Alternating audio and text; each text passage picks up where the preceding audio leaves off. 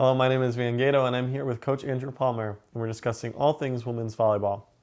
On Wednesday, you took on IIT. It was the season finale for you guys, the Scarlet Hawks. It may have not been the outcome you wanted for the season, but reflecting on the season as a whole, what did your team do good overall? Yeah, I'm really proud of the way that they battled and just adapted. I mean, we had some injuries, we had some sickness, we have a lot of new faces, and just being able to play different lineups or start in a different rotation and just continually battle. I think, there were very few times where we didn't have a shot at winning a set or a match. And so, I'm really happy with the way that they just adapted and bonded together and, continued to move forward. Mm-hmm. And some key players you had was your setter, Melina Alder, Brooke Christensen, your outside, Lily Hunt, who was injured for a portion of the season, but still was up there for kills in the team, second on the team for kills. And Jessica Perkins, who also got injured, but a strong middle. With that team, you had some of those players that were just freshmen. How do you feel about just freshmen and how they're going to build up throughout the years, using that in the off season? Yeah, it was a great start for the freshman group, and there was a lot of contributions from all classes, which was great to see. But for the freshmen, we're looking for them to take a jump.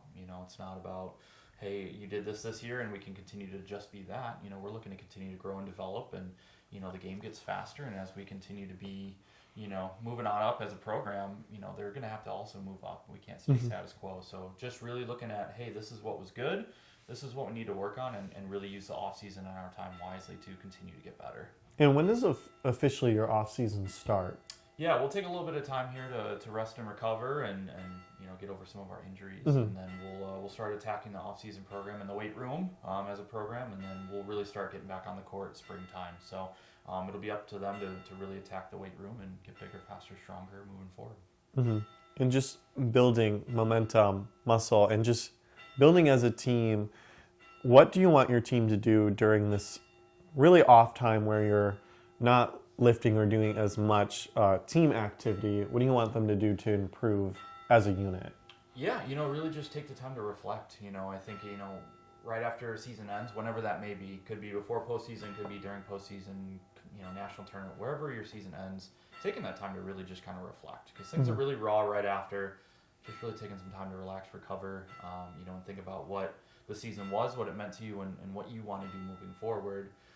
So that way you have a clear vision of your goals in mind. But also, take care of the academics. We got a few weeks left. We got a holiday season coming up.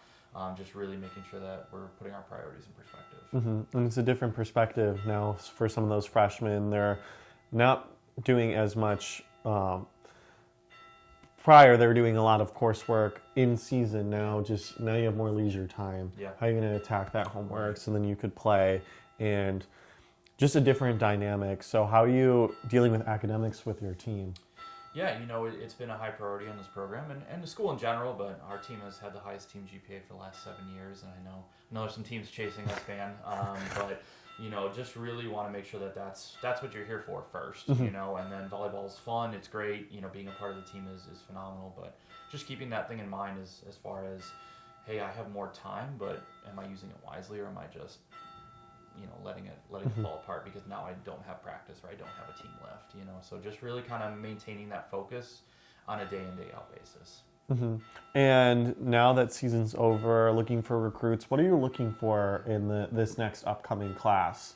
Yeah, I mean, obviously, talent, we're looking for people that can play and contribute, but, we look at the culture piece, too. We look at who's going to fit within this program and within the players, and ultimately, it's a team sport. It's not a one-on-one sport. So we're looking for that full team person, a little bit of go-getter, a little bit of grit, and someone that just fits the needs for our program, culture-wise, and also, on the court. We're looking for more kills, defense, just looking to upgrade the program, and so, we tell all the returners that, we're looking to bring in people that are going to compete for your spot, so you also have to raise your level. So everyone's trying to raise their level. We're trying to raise the level of the program and hopefully to the national stage.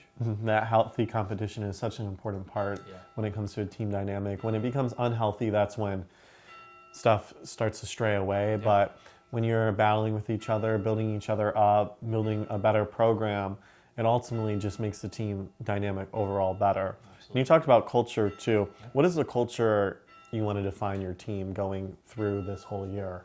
Just like you talked about was that competitive, raising of the ships of each other. It's not it may be me versus you, but at the end of the day, it's still us versus everybody else. And so on a daily basis of like, hey, we're going to push each other to be better.